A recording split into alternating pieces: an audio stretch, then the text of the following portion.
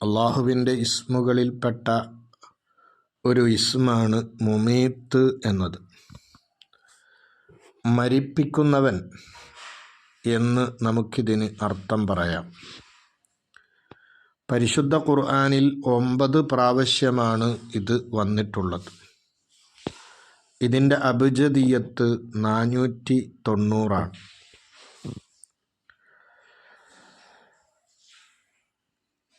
ഒരു തടിയിൽ ജീവനെ സൃഷ്ടിക്കുന്നവൻ മുഹീ ആണ്. എന്നാൽ ഒരു തടിയിൽ നിന്ന് ഹയാത്തിനെ, ജീവനെ നീക്കിക്കളയുന്നവൻ മുമീത്താണ്. മരണത്തെ സൃഷ്ടിക്കുന്നവൻ അള്ളാഹു ഉദ്ദേശിച്ച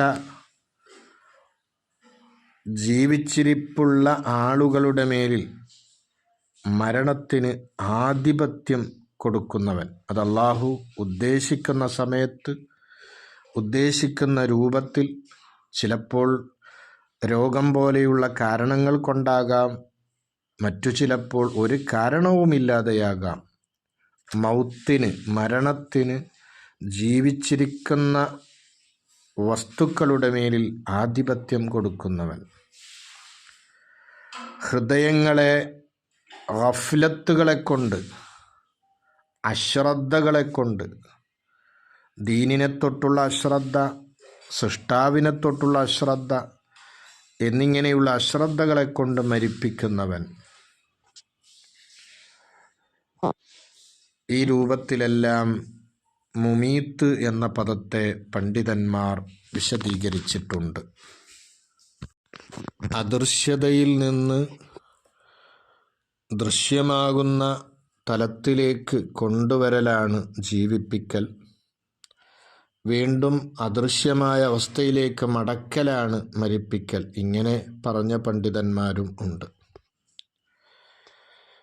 ഈ ഇസ്മുമായിട്ട് തഅല്ലുഖ് ആകേണ്ടത് സർവകാര്യങ്ങളെയും, അവൻ്റെ ജീവിതത്തെയും മരണത്തെയുമൊക്കെ അള്ളാഹുവിലേക്ക് ഏൽപ്പിക്കുക എന്നതിലൂടെയാണ്. ഓരോ മുസ്ലിമായ മനുഷ്യനും അവൻ്റെ ശരീരം കൊണ്ട് ചെയ്യുന്ന ഏറ്റവും പ്രധാനപ്പെട്ട ഇബാദത്താകുന്ന നിസ്കാരം നിർവഹിക്കുമ്പോൾ ആദ്യമായി വജ്ജഹത്തു ഓതാറുണ്ട്. ആ വജ്ജഹത്തുവിൽ അവൻ പറയുന്നത് ഇന്ന സ്വലാത്തി വ നുസുക്കി വ മഹയായ വ മമാത്തി ലില്ലാഹി റബ്ബിൽ ആലമീൻ. എൻ്റെ നിസ്കാരവും മറ്റുള്ള ഇബാദത്തുകളും എൻ്റെ ജീവിതവും എൻ്റെ മരണവും എല്ലാം അള്ളാഹുവിന് ഞാൻ സമർപ്പിക്കുന്നു എന്നാണ്.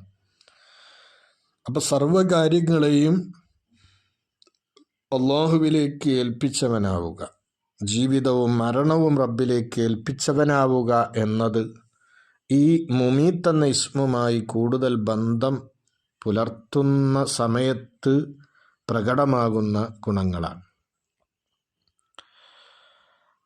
ഈ ഇസ്മുമായിട്ട് സ്വഭാവം ശ്രദ്ധിക്കേണ്ടത് മഹത്തുക്കൾ പഠിപ്പിച്ചു. നിന്റെ നഫ്സിനെ നീ മരിപ്പിക്കേണ്ടതുണ്ട്. നഫ്സിനെ മരിപ്പിക്കുക എന്ന് പറഞ്ഞാൽ നഫ്സിൻ്റെ ആഗ്രഹങ്ങളാണ് തെറ്റ് ചെയ്യുക, ദോഷങ്ങൾ ചെയ്യുക എന്നത്. അപ്പം ദോഷങ്ങൾ ചെയ്യുന്നതിനെ തൊട്ട്, അരുതായ്മകൾ ചെയ്യുന്നതിനെ തൊട്ട് നഫ്സുകളെ മരിപ്പിച്ച് കളയുക. നഫ്സിന് ഹയാത്ത് ഉണ്ടാകുമ്പോൾ അത് തെറ്റുകളിലേക്ക് പോകുമെന്നാണ്. നഫ്സ് എന്ന സാധനം പല രൂപത്തിൽ ഉണ്ട് എന്നാണ്. അമ്മാറത്തായ നഫ്സ്, ലവ്വാമത്ത്, മുൽഹിമത്ത് എന്നിങ്ങനെ പല അവസ്ഥകളും ഉണ്ട്. അതെല്ലാം തരണം ചെയ്ത് മുന്നോട്ട് പോകുമ്പോൾ മുത്മഇന്നത്തായ നഫ്സ് എന്ന അവസ്ഥയിലേക്ക് അവൻ എത്തും. അപ്പോൾ സാധാരണ മനുഷ്യന്മാർക്ക് ഉള്ള നഫ്സുകൾ തിന്മകളിലേക്ക് എപ്പോഴും ആകർഷണമുള്ള നഫ്സുകളാണ്. അതിനെ മരിപ്പിക്കണം. മഹത്തുക്കൾ പഠിപ്പിച്ചത് കാണാം, മൂത്തു ഖബല അൻ തമൂത്തു, നിങ്ങൾ മരിക്കുന്നതിന് മുമ്പ് നിങ്ങൾ മരിക്കുക. മരിക്കുന്നതിന് മുമ്പ് മരിക്കുക എന്ന് പറഞ്ഞാൽ ഒരു മരണം നമുക്ക് എല്ലാവർക്കും ഉള്ളതാണ്. സയ്യിദുന അസ്റായീൽ അലൈഹിസ്സലാം നമ്മളുടെ റൂഹ് പിടിക്കലിലൂടെ ആ മരണം സംഭവിക്കും. എന്നാൽ ആ മരണം നമ്മളിൽ സംഭവിക്കുന്നതിന് മുമ്പ് നമ്മൾ മരിക്കണം എന്നാണ്. മരിക്കുക എന്ന് പറഞ്ഞാൽ മരവിക്കുക എന്ന് നമുക്കതിനർത്ഥം പറയാം. അഥവാ ഒരു മനുഷ്യൻ അവൻ്റെ വാക്കുകളും പ്രവർത്തനങ്ങളുമൊക്കെ സ്വന്തം ഇഷ്ടപ്രകാരം ആകാത്ത, അള്ളാഹുവിനെ കൊണ്ട് സംസാരിക്കുക, അള്ളാഹുവിനെ കൊണ്ട് പ്രവർത്തിക്കുക എന്ന ഒരു മഹത്തായ അവസ്ഥയിലേക്ക് എത്തുക എന്നാണ് മരിക്കുക എന്നതുകൊണ്ട് ഉദ്ദേശിക്കുന്നത്.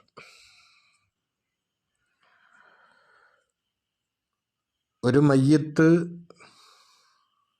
ആ മയ്യത്തിനെ കുളിപ്പിക്കുന്ന ആളുടെ മുമ്പിൽ ഏത് രൂപത്തിലാണോ കിടക്കുക ആ രൂപത്തിൽ ആയി മാറുക. അപ്പോൾ അവനിലൂടെ പ്രവർത്തിക്കുന്നത് അള്ളാഹുവിൻ്റെ റിള ഉള്ള, റബ്ബിന് ഇഷ്ടമുള്ള കാര്യങ്ങൾ മാത്രമായിരിക്കും.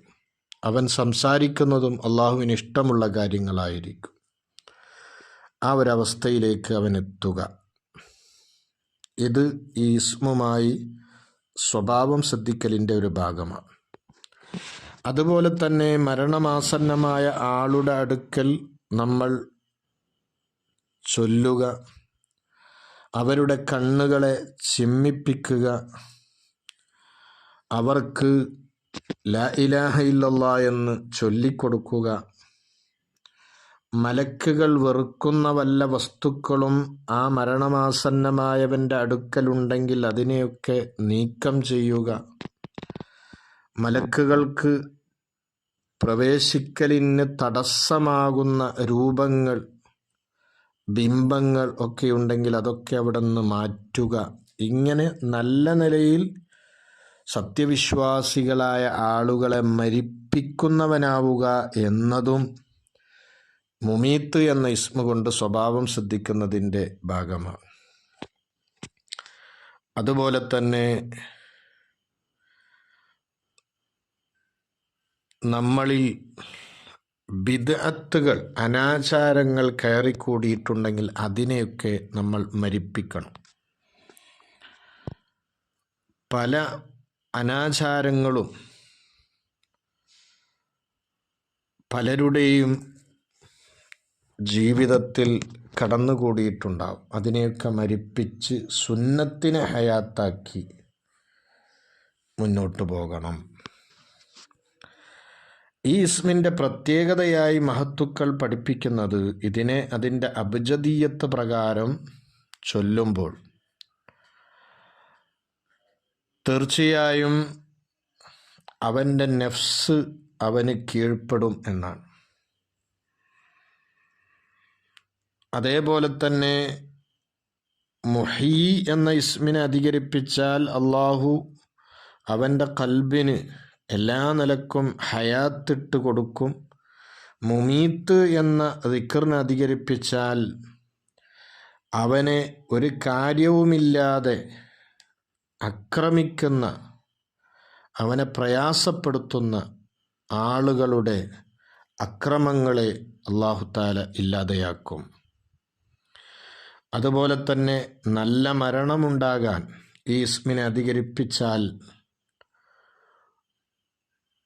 അത് സഹായകമാകുമെന്നാണ്. മരണത്തെ കാത്തു കിടക്കുന്നവർ ദുഷിച്ച മരണങ്ങളിൽ നിന്ന് രക്ഷപ്പെടാൻ അള്ളാഹുവിൻ്റെ മഹത്തുക്കൾ വന്നു റൂഹിനെ സ്വീകരിച്ചു കൊണ്ടുപോകുന്ന നല്ല സന്തോഷകരമായ മരണങ്ങൾ ഉണ്ടാകാൻ അതുപോലെ തന്നെ പ്രയാസപ്പെടുന്ന അവസ്ഥയിലേക്ക് നമ്മെ എത്തിക്കുന്ന ഷർറുകൾ അതൊക്കെ ഇല്ലാതെയാകാൻ ഈ ഇസ്മിനെ ധാരാളം ചൊല്ലിയാൽ മതിയാകുമെന്ന് പണ്ഡിതന്മാർ പഠിപ്പിക്കുന്നു. അല്ലാഹു തൗഫീഖ് തരട്ടെ.